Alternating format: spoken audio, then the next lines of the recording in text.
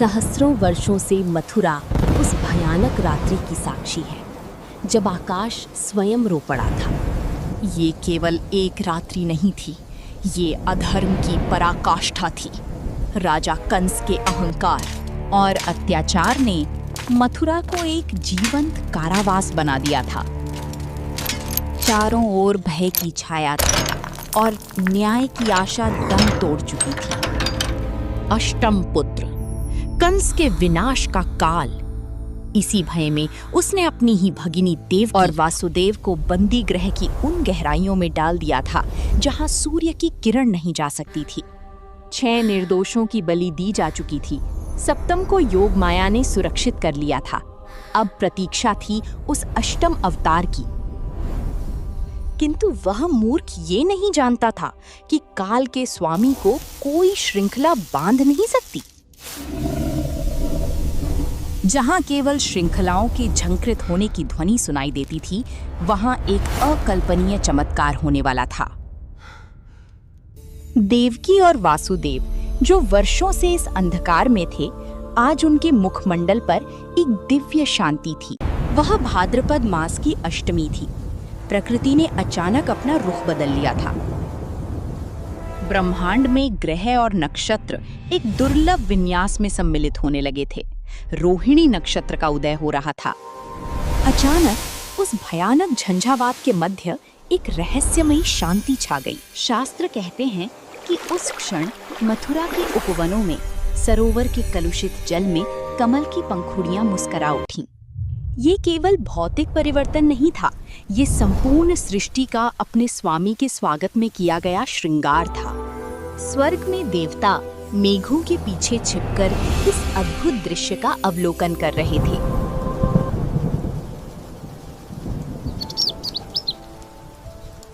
ऋषियों के मन आनंद से भर गए। निराकार ब्रह्म पदार्पण करने वाला था। संपूर्ण पृथ्वी ठहर सी गई थी।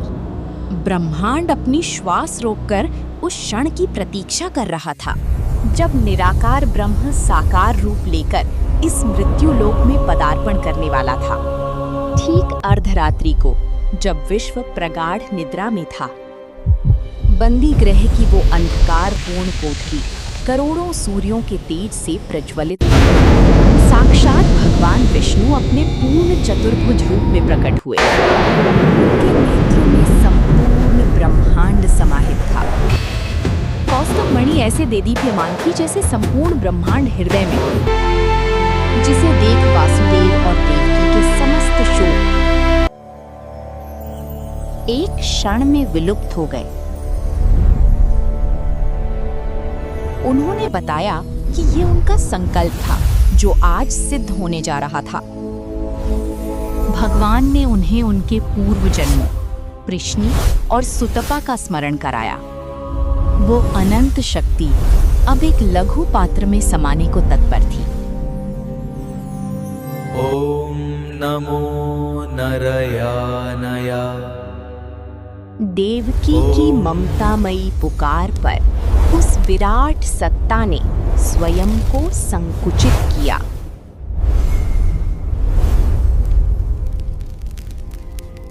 देखते ही देखते वो चतुर्भुज रूप एक अत्यंत सुंदर, नन्हे और शांत शिशु में परिवर्तित हो गया और इस प्रकार हम सबके अत्यंत प्रिय श्री बालकृष्ण का अवतरण हुआ।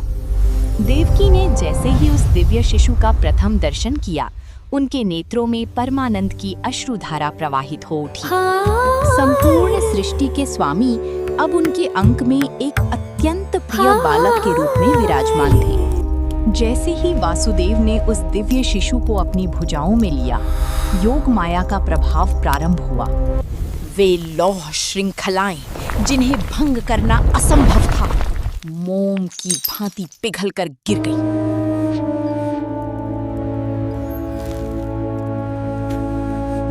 मथुरा के वे क्रूर सैनिक जो सूक्ष्म आहट पर भी सजग हो जाते थे, आज योग निद्रा के प्रगाढ़ प्रभाव में अचेत हो गए थे। बंदी गृह के वे विशाल काष्ठ द्वार, जिनमें भारी अर्गलाएं लगी थीं, बिना किसी शब्द के स्वतः ही उद्घाटित हो गई। वासुदेव नग्न पांव टोकरी को शिरोधार्य कर बंदी गृह के गलियारों से बाहर निकले।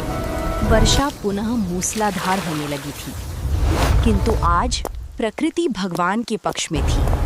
शेष नाग ने नन्हे कृष्ण पर एक छत्र तान दिया। यमुना जी ने वासुदेव जी और श्री कृष्ण को प्रणाम किया। यमुना नदी उग्रता में थी। उसकी लहरें पर्वतों की भांति तुंग उठ रही थी। जल पहले कटी तक आया, फिर वक्ष तक और फिर वासुदेव के कंठ तक पहुंच गया। जब लगा कि अब सब जलमग्न हो जाएगा, तब नन्हे कृष्ण ने टोकरी से अपना कोमल चरण बाहर निकाला। जैसे ही उस दिव्य पादांगुष्ठ ने यमुना के जल को स्पर्श किया, चमत्कार हुआ। नदी मध्य से 2 भागों में विभक्त हो गई और वासुदेव के सम्मुख शुष्क बालू का एक मार्ग निर्मित हो गया। जल की भित्तियां दोनों ओर खड़ी हो गईं।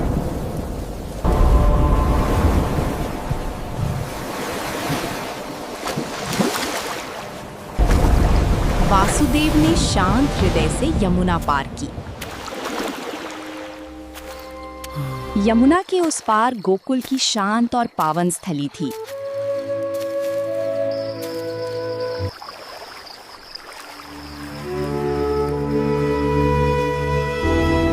वासुदेव नंद भवन पहुंचे, जहां प्रत्येक जन दिव्य निद्रा में था। उन्होंने मौन रहकर नन्हे कृष्ण को यशोदा मैया के समीप लेटा दिया और वहां जन्मी कन्या को लेकर पुनः मथुरा की ओर प्रस्थान किया। प्रातः काल की प्रथम किरण के साथ ही गोकुल की वायु में एक नवीन सुगंध थी। अब गोकुल की कुंज गलियों में प्रेम की वंशी बजने वाली थी। भगवान का आगमन हो चुका था।